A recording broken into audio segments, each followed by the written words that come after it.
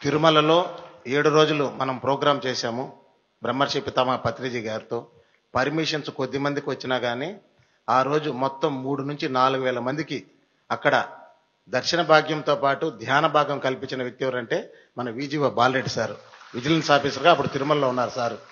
అంటే పర్మిషన్ అనేది కొద్ది మందికి ఇచ్చిన మనకు కోవిడ్ చాలా ఇబ్బందికరమైన సంఘటనలో కోవిడ్ ఉంది. అప్పుడు ఆ ప్రదేశంలో బస్సులు పంపించేదానికి కూడా టోకన్ సిస్టమ్ ఉంది.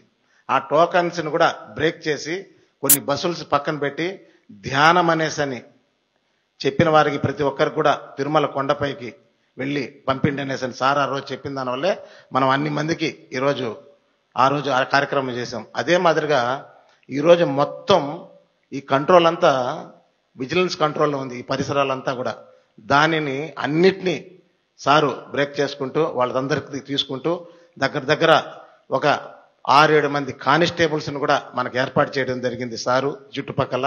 అలాగే క్రైమ్ బ్రాంచ్ నుంచి కొన్ని మంది లేడీస్ని కూడా మనకు మఫ్టీలో లోపల ఉన్నారు. క్రైమ్ బ్రాంచ్ మా లేడీస్ కూడా మన పోలీస్ డిపార్ట్మెంట్ ఉండాది.